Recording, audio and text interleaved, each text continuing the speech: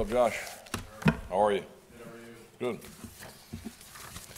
So, I'll just run through it and then answer your questions. Sum it up, sometimes people do stupid stuff, and this is one of those times where a deputy did something that is beyond stupid. Unfortunately, here to talk about the termination today of Deputy Brian Britt. And I'm going to run through for you what happened as a result of an internal affairs investigation. How we became aware of it was a few months ago, one of the females who was involved with this, Donna Jakisha Scott, was involved with law enforcement at a different call, a totally different situation. And she made a corporal aware of her interactions with Deputy Britt. That corporal did the right thing and reported it to his sergeant, and it was reported up and referred to internal affairs. So we became aware of this a few months ago when Scott made one of our corporals aware of her contact with Deputy Britt. So as a result of the internal affairs investigation, what we know is that on December 31st, 2016, Deputy Britt, who was working in Oldsmar as a patrol deputy, was dispatched to a residence that Scott lived at in Oldsmar. He was sent there because we received a teletype from the St. Petersburg Police Department that they had probable cause to arrest Scott on a charge of domestic battery. When Deputy Britt went to the residence, Scott came and answered the door, and she was dressed only in a towel. And she had to go back into the residence to obtain her identification so that she could be positively identified as the suspect that Deputy Britt was looking for. So she did that, and Deputy Britt followed her back in, and when Scott was inside the residence, she went to the bathroom, and there was another female by the name of Tiana Williams who was also in the bathroom, and it appeared that Williams and Scott were showering together. Britt saw Williams as she was naked in the shower. After identifying Scott through her identification, he arrested her, handcuffed her, and took her from the residence into a secondary location awaiting the prisoner transportation van. He took her to Canal Park, which is a city park in Oldsmar that was near the residence where he had arrested her. When they get to the park, Deputy Britt removed her handcuffs and engaged her in conversation. And it was flirtatious conversation. It was talking about his financial status, talking about where he lived, was inquiring of her what she did, and Scott worked at a adult entertainment establishment, a topless bar. She was a dancer. There was also some discussion about the friend who he had just seen naked in the shower and where she worked and whether she also was a topless dancer, and Scott affirmed or confirmed that she was. After the discussions, flirtatious discussions and conversation about where they worked and Britt's personal life and where he lived, a lot of things that were inappropriate in that discussion, she was transported to the Pinellas County Jail. When Scott got to the jail, she made a phone call. And the phone call that Scott made was to Williams, who is the girl that was in the shower that Britt saw naked in the shower. And that phone call was recorded. And what Scott said to Williams was, you know that the officer that came in there, the older one, how about he was trying to flirt? He took me out of my handcuffs. Tell your homegirl, who would be Williams, again, I'm sorry for seeing her. I'm sorry for opening the bathroom and looking at her. I didn't mean to, and it was like, what club do you work at? And I'm like, at Foreplay Gentlemen's Club. He's like, where's that located? I'm gonna have to come check you out. My girlfriend's been wanting to come to a strip club. He's like, does she work there too? I said, yeah, come see us. So Scott spent the next day in jail, and after she went to first appearance the following day, she was released. And upon her release from jail, Deputy Britt used his Pinellas County Sheriff's Office cell phone to call Scott on her phone. And they had a discussion about her release from jail, and Britt was asked about why he called, and he said because he cared about Scott's feelings and that he genuinely felt that in some way she was probably arrested for something that didn't occur, and he felt bad for her and sympathetic to her situation. While Britt was talking to Scott, Williams called in on Scott's phone, so he was terminated in the call, and they didn't have any further communication that day.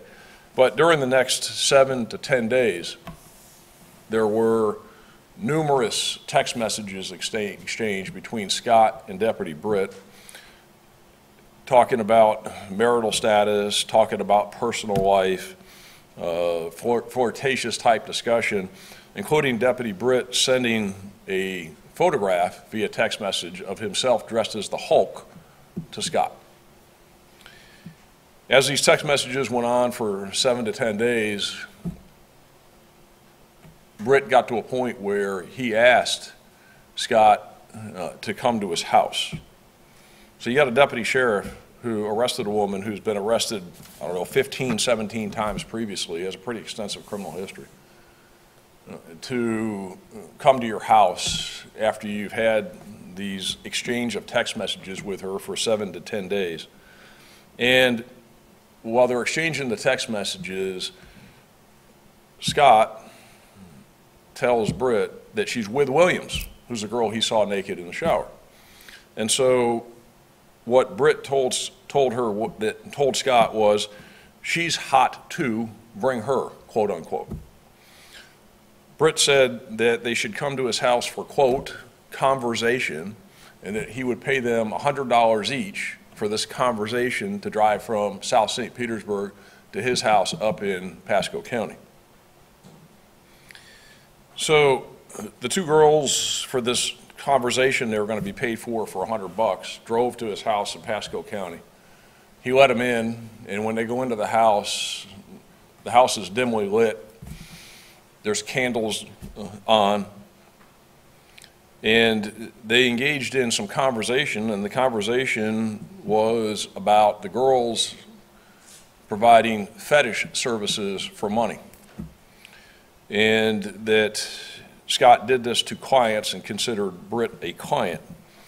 At one point, they sat on the couch in Britt's house, and Britt began to rub Scott's leg. She didn't like that because she agreed to be paid $100 for a conversation, and this was a little bit more than the conversation that what she wanted, so they got into an argument about it. And after the argument, they went out into the garage area, and he took gas from a gas can, put it in their car to compensate them for the drive from South St. Petersburg, because the $100 wasn't going to cover what he had in mind, and what he had in mind would have cost more. So after they left, he sent a text message to Scott apologizing, and he also testified during the internal affairs investigation that he had Scott and her hot friend come to his house because he was drinking, because he was depressed, and because he wanted interaction. He admitted that when they got to his house that day, he had consumed 12 shots of tequila, and that they were also impaired. Now, probably one of the whole thing is egregious and shows his lack of character, lack of morals, lack of everything you can expect in a deputy sheriff.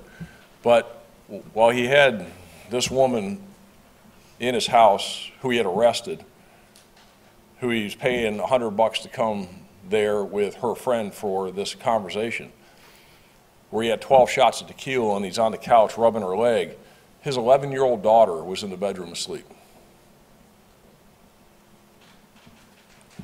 I don't even know what else to say about that, other than to use his words, because he testified during the administrative investigation. In conclusion, he stated, "I'm an idiot." Well, I agree, he is an idiot for doing this and doing this with his 11-year-old daughter in the house. So He was terminated this morning. He's no longer a deputy sheriff. He's forfeited that privilege, as should be the case.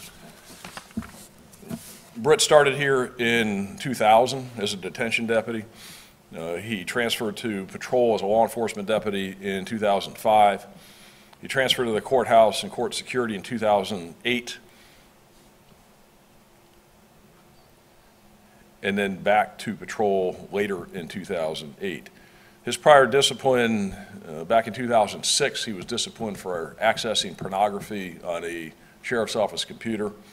And in 2008, while he was in court security, he was disciplined for, there was an attractive female juror, and Britt is a bodybuilder, and he has big chest muscles, and he was flexing his chest muscles at this attractive female juror back in 2008. Which many of you reported on that when it happened back in 2008. He hasn't had any discipline since 2008. There were a few complaints of things, but nothing that was substantiated, and certainly nothing that was serious. So that's the situation, and like I said, he was terminated today and no longer works here. Immediately following the arrest, he was taking this suspect to a park. Right. What was the explanation on why taking to the park? Is that standard procedure? Taking him to a secondary location. So when she was arrested out of the house, the deputies don't transport their arrestees themselves to the jail. We have a prisoner transportation unit in the vans, and they come pick them up. So they try and meet at central locations so that they can have several deputies meet there. So that was normal, standard, to take him for the house, to do the paperwork at a place. He just chose the park as a place to meet the prisoner transportation unit. Nothing out of the ordinary with that. Scott now is in jail again. She is in the Pinellas County Jail right now. Tanya Williams is not in jail as far as we know. But she's got a pretty extensive, very extensive criminal history. What was the motive in your mind of this young lady alerting the supervising deputy, I don't know, corporal, about these, this previous flirtation?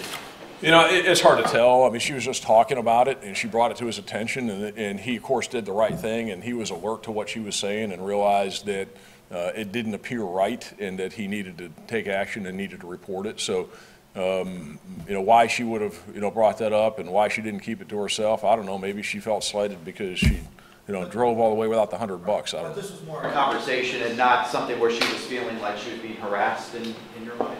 Yeah, correct. Yeah. Was this during an arrest when she brought this up? Or? No, it was something the deputy was investigating, and she happened to be there at the call, I believe, is what it was. She wasn't being arrested again at that point. So it was just something where she had contact with the deputy, and the deputy communicated with her. She said enough that piqued his interest and knowing that he needed to report it and do something with it. And so all it was a catalyst to get it into the system so we could conduct this investigation. Can he be arrested for soliciting a prostitute? If that was the case, if he's not going to be, it happened in Pasco County, it didn't happen in Pinellas County, so it's not something. And with this, his termination's enough, and that's a misdemeanor. It'd probably be a tough case to prove anyway, to be honest with you, given all the circumstances of this. And Scott and Williams, marginally cooperative through this. They're not exactly fans of cops, so they were not probably some of the best and easiest people to deal with during the investigation. So I don't think it would go anywhere. Do you believe that you do believe that's what he was trying to do? Oh, there's no doubt. Absolutely, that's what he's trying to do. Who pays somebody $100 for conversation to drive from South St. Pete to Pasco County when he had 12 shots of tequila and say the purpose of them coming there is because you wanted interaction, and then you're sitting there rubbing her on her thigh, and she admits that she gets paid for doing fetishes, and she cleans people's houses naked, and all these other things that she admitted to. No doubt, it's 100% that's what it was. And he had already seen, and then he was all intrigued because they worked in topless bars, adult establishments, if you will, and there's absolutely no question about it, none. Had he been to Foreplay to see them perform, I guess?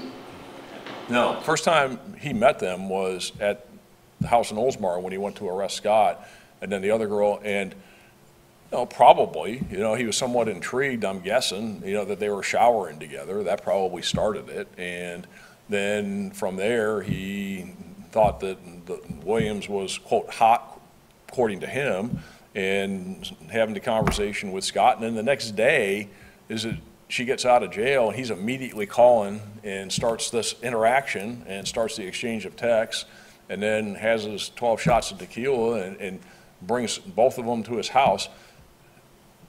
I don't even know where to begin with that as far as astonishment about a deputy sheriff, a cop, somebody you arrest. You're giving them your home address to come to your house for interaction, and you're going to pay him $100 with your 11-year-old daughter sleeping in the back bedroom. As they say, you can't make it up. You truly can't make this one up. So. Obviously, the totality is bad, but I mean, is he crossing the line even when he first starts texting them? Yeah, absolutely.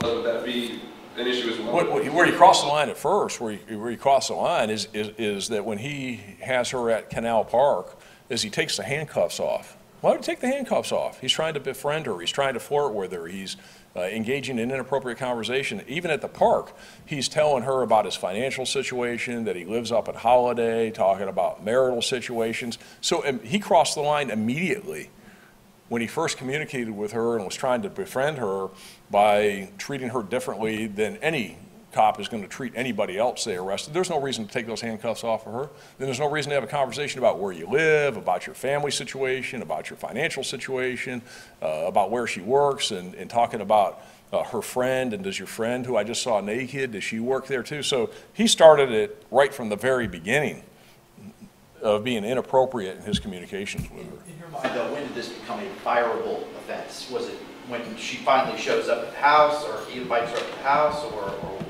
what point, what got him fired, or is it just the totality of everything? Well, I'd say it's absolutely, and I don't think it's probably productive for me to go through the timeline and say, well, if it had stopped here, I may not have fired him. If it stopped here, because I don't have those facts in front of me.